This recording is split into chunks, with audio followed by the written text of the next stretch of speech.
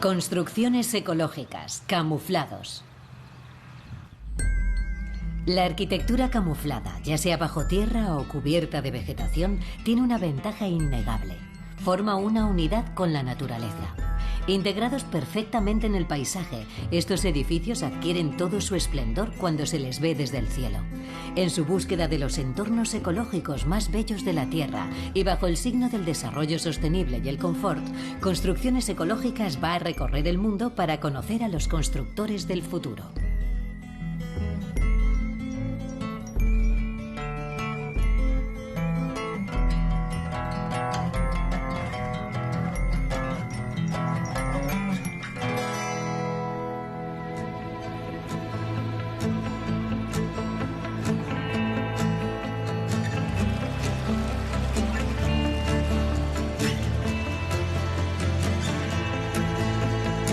En el suroeste de Francia, a los pies de los Pirineos, en Bagnères de Bigorre, un aprisco tradicional del siglo XIX ha experimentado de manera muy discreta una transformación definitivamente contemporánea.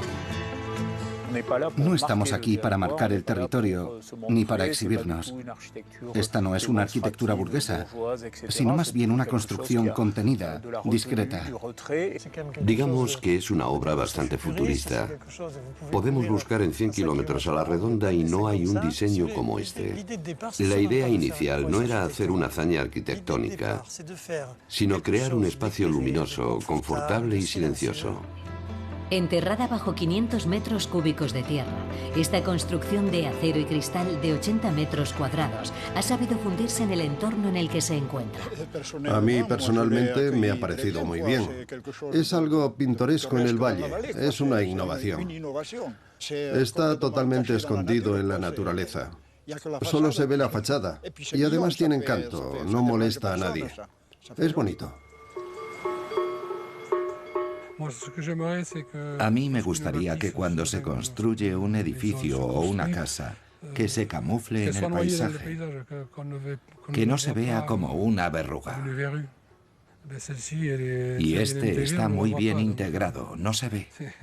Es extraordinario. En este valle protegido por los arquitectos de edificios de Francia, esta construcción supera el desafío y se integra en el entorno en el que se encuentra. Me preocupaba mucho, tal vez porque me gusta la gente del lugar, la gente de la montaña. No quería perturbar su entorno ni su calidad de vida o su patrimonio. De manera que cuando hice el diseño con Juan Manuel y mi mujer, intentamos hacer algo que se integrara lo máximo posible. A partir de ahí había que ponerse manos a la obra. Pero cuando traes una excavadora de 50 toneladas para nivelar el terreno, hay hormigoneras dando vueltas y ves las caras de los vecinos que se preguntan si todo esto no será un disparate, te das cuenta de que no es fácil hacer una construcción así. Los trabajos terminaron. No invité a nadie, dejé que la gente fuera viniendo poco a poco. Un día se acercaron varias personas y les pareció que estaba muy bien. Yo les dije, cuando crezca la hierba y ponga los troncos en la fachada será aún más bonito. Desde luego, a mí no me importaría nada vivir en esa cabaña. Era un desafío que al principio resultaba un tanto, vamos a decir, comprometido. Pero a día de hoy estoy muy contento. Si soterrar el edificio aumenta su capacidad de aislamiento, para reforzar un poco más su inercia térmica, se colocaron piedras que había en el terreno en el interior de la casa. De ese modo, basta con una estufa de leña para calentar todo el conjunto.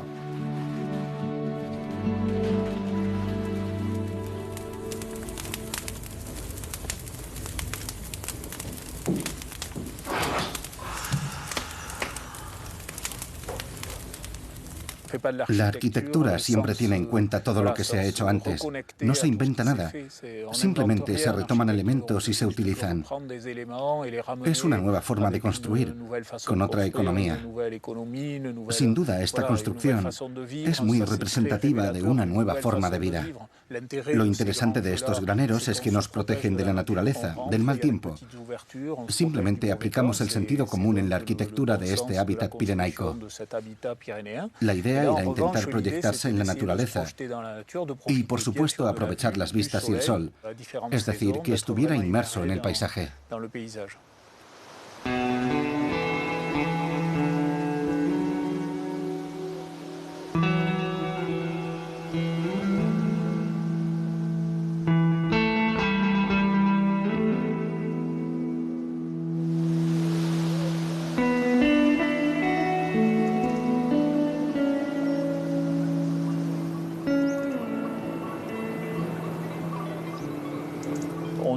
No quisimos desarrollar elementos tecnológicos o de otro tipo para calificar este edificio de medioambiental.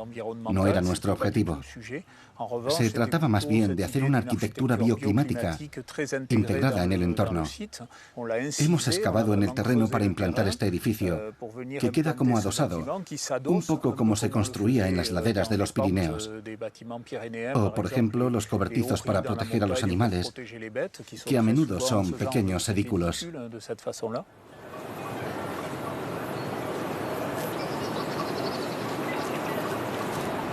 Hubo un fuerte impacto medioambiental durante las obras, eso es indudable. Pero después ya no sentí ningún tipo de preocupación.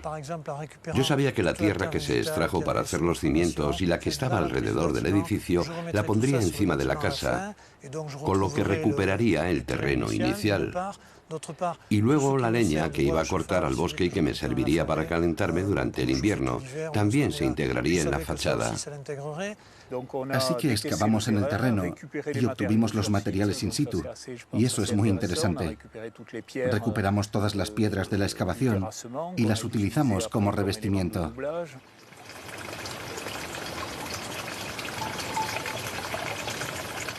También aprovechamos que soterramos la construcción, lo que hace que la oscilación térmica sea muy reducida. La temperatura es fresca en verano y cálida en invierno. No queríamos hacer una construcción decididamente contemporánea, con materiales llamativos. A veces bromeamos con hacer un platillo volante metálico. No era esa la filosofía. Queríamos ser contemporáneos en el enfoque, pero trabajar con materiales tradicionales del lugar.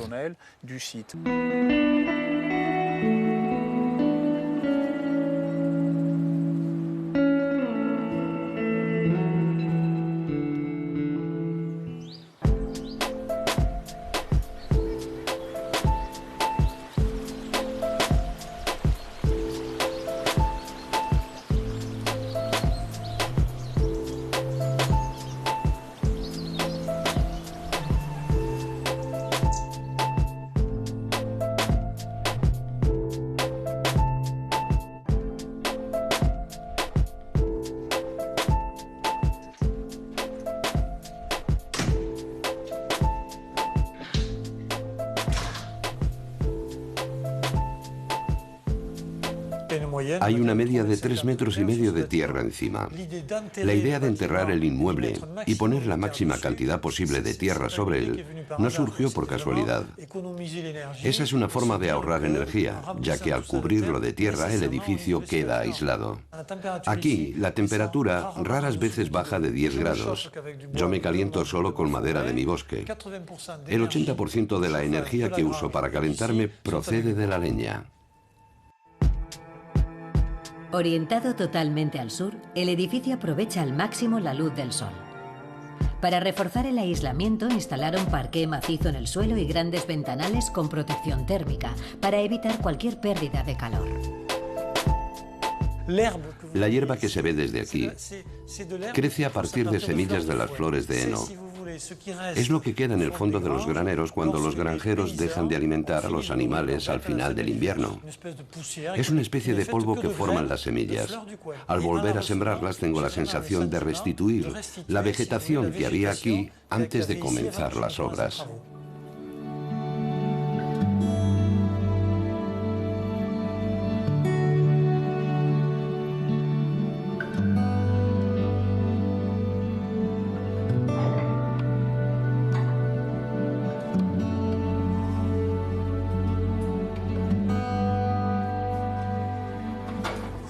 Esta habitación la utilizamos como una zona de ocio.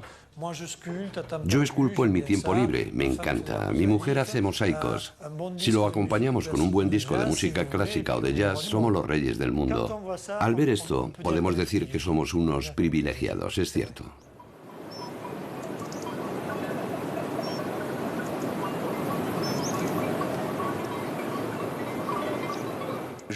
Yo creo que la arquitectura no siempre debe estar camuflada, pero la verdad es que en Europa estamos viendo cómo surge por todas partes un tipo de arquitectura espectáculo. Y eso no es lo que nos interesa. Por eso, para nosotros, el uso que se da a un espacio y la relación que existe con el entorno son elementos prioritarios.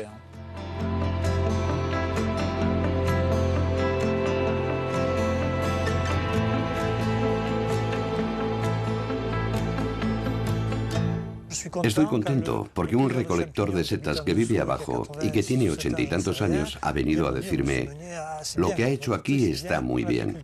Y un apicultor de la zona me dijo lo mismo. Yo siembro flores de heno porque eso es lo que había aquí antes. Así se produce una especie de simbiosis y eso es muy importante.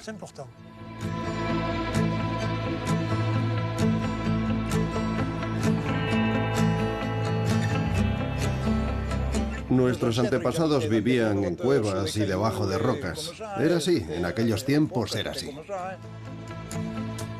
Disfruto mucho cuando 2 veces al año los lugareños traen sus vacas al prado. Me trae recuerdos de hace casi 60 años, cuando tenía 3 o 4 años. Sin duda, aquí me reencuentro conmigo mismo. Si tengo preocupaciones, vengo a relajarme aquí. En fin, este lugar es mi sitio.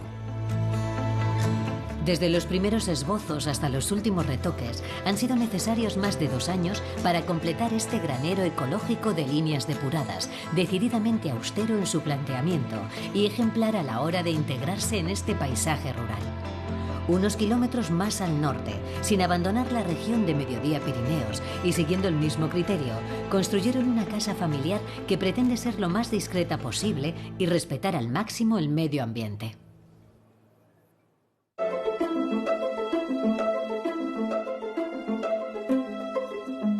Estamos a las afueras de Toulouse, en una zona residencial como otra cualquiera. Pero sin embargo, a la vuelta de un pequeño callejón se esconde una casa con un aspecto atípico. Bajo esta gigantesca masa de tierra se camuflan 3 antiguos contenedores marítimos que se han convertido en una vivienda de 90 metros cuadrados.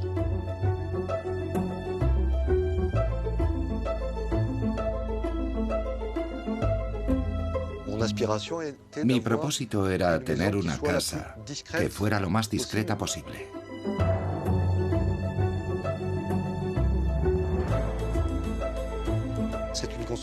Cuando vienes por la carretera es una construcción que pasa prácticamente desapercibida, porque lo que se ve es un montículo de tierra con hierba por encima. Nadie puede imaginar que debajo hay una casa que es una especie de almacén industrial reconstruido sobre unos contenedores marítimos.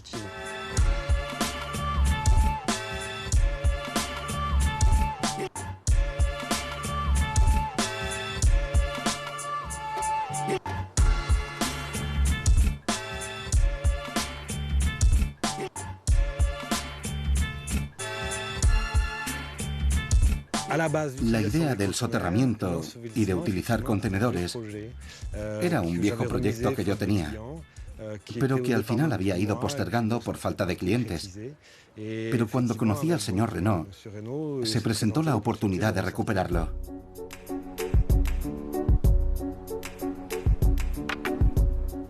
Elegí los contenedores sobre todo por el coste. Es cierto que se trata de una caja relativamente barata y que además tiene unas posibilidades increíbles. De hecho, se adaptó perfectamente a mi propósito.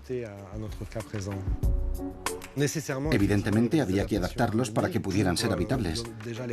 Así que necesitaron soldaduras, refuerzos y unos cuantos arreglos, porque al fin y al cabo son cajas herméticas. Así que hay que abrirlas y conseguir que sean luminosas y agradables. Cuando se modifican los contenedores para que sean habitables, hay que recalcular todas las fuerzas que actúan en la construcción que se va a realizar. Hicimos vigas metálicas en relación con la longitud de los contenedores, ya que se cortan para construir las habitaciones.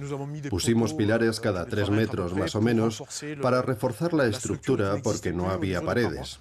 Iban a soportar 800 kilos de tierra por metro cuadrado, así que era necesario reforzar los contenedores. A pesar de que hay que hacer modificaciones para convertirlos en un espacio confortable, utilizar contenedores marítimos para construir viviendas sigue siendo muy asequible.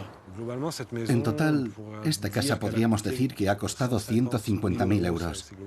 Más o menos ese precio.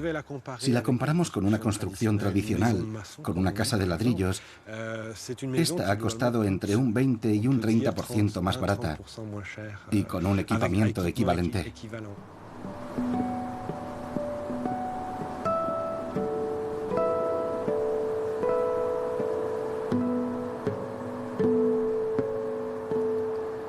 Ha sido muy valiente, porque yo he escuchado decir a mucha gente, ¿pero qué está haciendo? ¿Qué es esto? Al principio venía mucha gente. Sí. Y hacían fotos porque es una casa muy original. Sí, hubo muchas críticas, porque la gente es muy convencional. Nosotros ya ni nos fijamos. Es verdad. Es como si hubiera un pequeño montículo y ya no le prestamos atención. Porque una casa tradicional en un terreno tan pequeño no cuadraría. Quizá estéticamente chocara más. Y esta es muy natural. Él se ha arriesgado, porque al principio no sabía muy bien hacia dónde iba. Pero ahora... ¿Ha sido valiente? Sí, muy valiente. Sí. Tenemos vecinos valientes.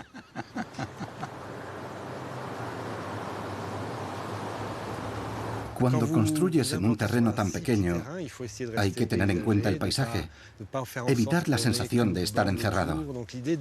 Yo creo que la idea de tener un tejado vegetal, de hacerlo accesible y de enterrar el edificio, ha encajado perfectamente en este sitio, en esta parcela.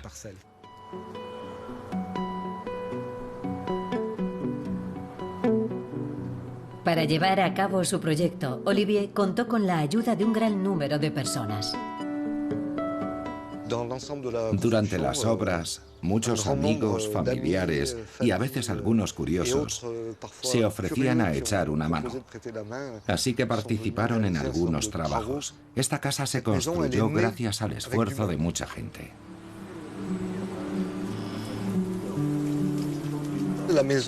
La vivienda tiene la etiqueta BBC, que significa que es un edificio de bajo consumo. Por tanto, su gasto energético es mínimo. Y en gran medida eso se debe a la extraordinaria calidad del aislamiento, ya que es muy potente. Tenemos un nivel de impermeabilidad al aire extremadamente eficiente. Las partes exteriores de los contenedores se han cubierto con placas de poliuretano expandido de 9 centímetros de grosor. De manera que el poder aislante es muy importante. Y además está la tierra, que funciona como un escudo térmico enormemente eficaz tanto contra el calor como contra el frío. El garaje, que está pegado al contenedor, permite que entre mucha luz, pero tiene también otra función complementaria en lo que se refiere a la calefacción. En cuanto da el sol en el invernadero, la temperatura sube a más de 20 grados.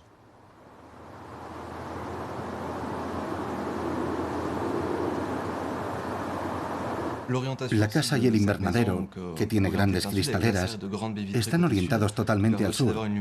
Eso también nos proporciona una gran luminosidad y nos permite disminuir el gasto en iluminación eléctrica. Tenemos la etiqueta BBC, lo que aquí en Toulouse nos obliga a mantenernos en 45 kilovatios por metro cuadrado al año. En una casa convencional se superan los 110 kilovatios hora, así que consumimos casi la mitad. Esta casa funciona de un modo muy económico. Tenemos un solo sistema de calefacción interior, que es una estufa de madera especialmente eficiente. También utilizamos energía solar, pero la usamos exclusivamente para el calentador de agua sanitaria individual, que suministra agua caliente a la cocina y al baño. Así que somos, por decirlo así, muy poco energívoros y por lo tanto ahorradores, que tampoco está mal. Mudándose a esta casa, Olivier ha reducido su factura energética a una cuarta parte. Antes pagaba más de 1.000 euros al año por una calefacción de gas y ahora no gasta más de 300 con su estufa de leña.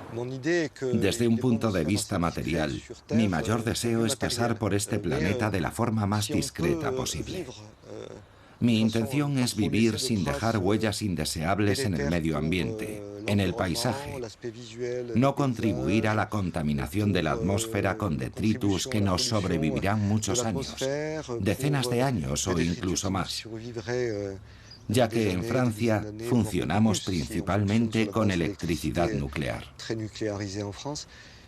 Por tanto, mi opción siempre ha sido intentar llevar un estilo de vida austero y discreto al mismo tiempo.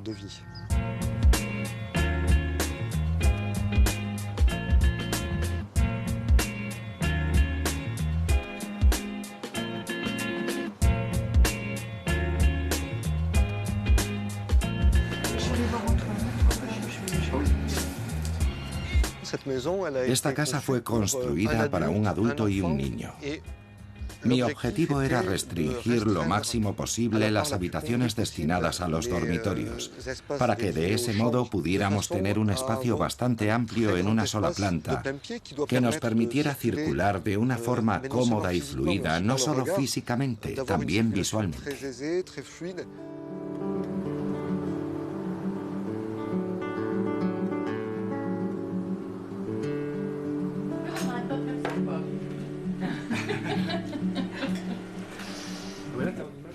El proyecto me entusiasmó de inmediato. Me encantó el tema de los contenedores y vivir en una casa cubierta de tierra. A mí me parece mágico transformar un simple contenedor industrial en un lugar tan cálido como este. Creo que ha sido un acierto.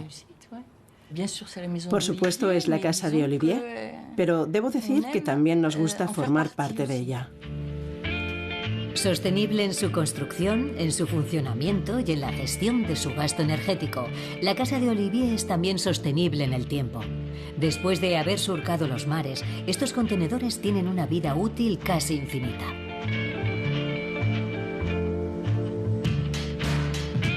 En cuanto a la vida útil de estos contenedores, hay que decir que se hicieron hace 40 años. Así que seguramente con la estructura que hemos fabricado, las protecciones suplementarias, el aislamiento exterior, la pintura del interior, etc., tenemos todavía contenedores para muchos años más.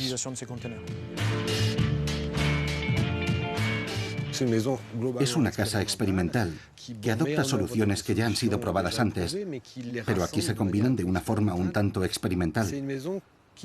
Hemos tenido que crear esta casa. No se ha prefabricado, así que no ha sido especialmente fácil construirla. De hecho, ha sido casi un empeño personal. Queremos mostrar este proyecto al público en general, para que lo puedan imitar. A nosotros nos gustaría encontrar cada vez más construcciones de este tipo en nuestro paisaje. Los proyectos de Olivier no acaban aquí. Sus convicciones ecológicas le empujan a diseñar viviendas todavía más eficientes. Mi sueño es ir aún un poco más allá y terminar teniendo una casa pasiva. Lo ideal sería poder contar con diversos sistemas energéticos que permitan generar la energía suficiente como para hacer funcionar la casa en su totalidad. Tampoco hace falta gran cosa, una pequeña turbina eólica en el tejado y algunos paneles fotovoltaicos complementarios. En realidad hace falta muy poco para tener un saldo energético positivo. Enterradas bajo varios metros cúbicos de tierra o delicadamente encajadas en una colina, estas construcciones sorprendentes viven en perfecta simbiosis con la naturaleza.